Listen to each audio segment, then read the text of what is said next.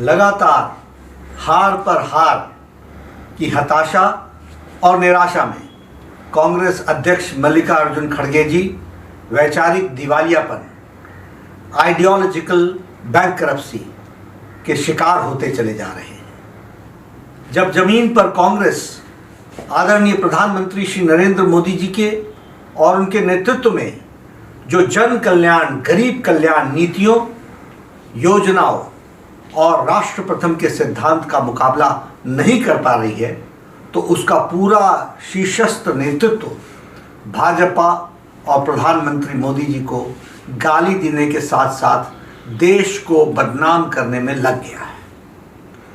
कांग्रेस के urban Naxals होने के जवाब में मल्लिकार्जुन खड़गे जी का कल ही जो भाजपा को आतंकी कहने का बयान आया, कांग्रेस की इसी हताशा और वैचारिक शून्यता को दर्शाता है। ऐसा प्रतीत होता है कि कांग्रेस लगातार हार की खींच से उनका पूरा टॉप लीडरशिप सदमे में है। कांग्रेस अध्यक्ष खड़गे जी का बयान न केवल हास्यास्पद है, बल्कि कांग्रेस के चरित्र का चित्रण करने में भी वह दिखता है। देश की जनता सब जानती है और ऐसा लगता है कि अब कांग्रेस पर लगे Naxals, terrorist, anti India forces के समर्थन वाले लेबल का स्कैन करने का समय आ गया है।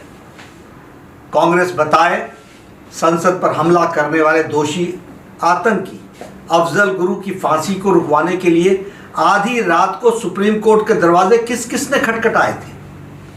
कांग्रेस बताए बाटला हाउस एनकाउंटर में हुई आतंकियों की मौत पर कौन फूट फूट कर रोया था।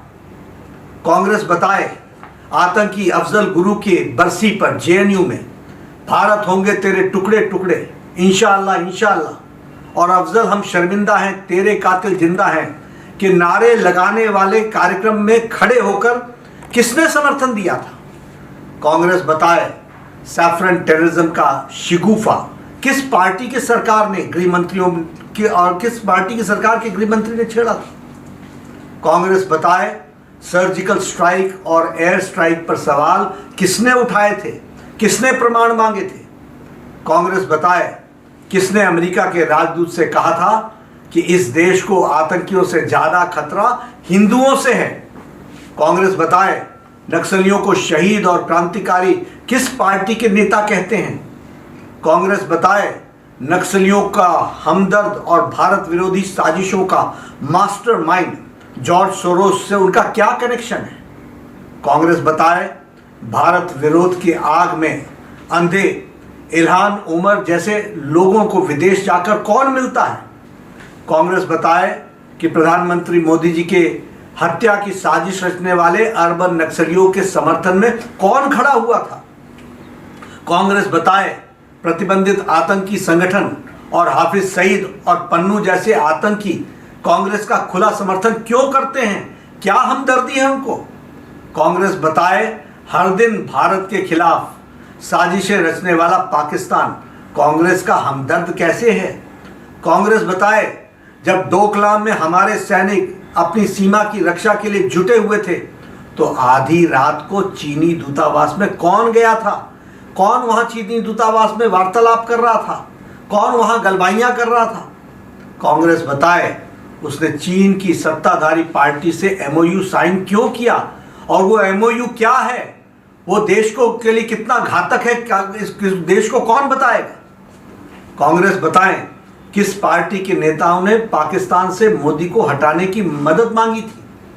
कांग्रेस बताए किसने विदेशी धरती पर विदेशी ताकतों से भारत के लोकतंत्र में हस्तक्षेप करने की मांग की थी कि आओ और हमारे लोकतंत्र को बचाओ।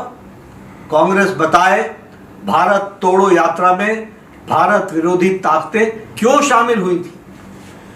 कांग्रेस बताए संसद में ट्रिपल तलाक के समर्थन किसने किया था, कौन नहीं चाहता था कि ट्रिपल तलाक को समाप्त किया जाए, कौन पार्टी थी जिसने ट्रिपल तलाक का समर्थन किया था। कांग्रेस ये भी बताए कि जब धारा 370 पारित हो रही थी उस समय कांग्रेस विरोध में क्यों खड़ी हुई थी। कांग्रेस की ये लिस्ट इतनी लंबी है कि इसके लिए अलग से 7 दिन की कथा करवाई जाए तब भी वे पूरी नहीं होगी।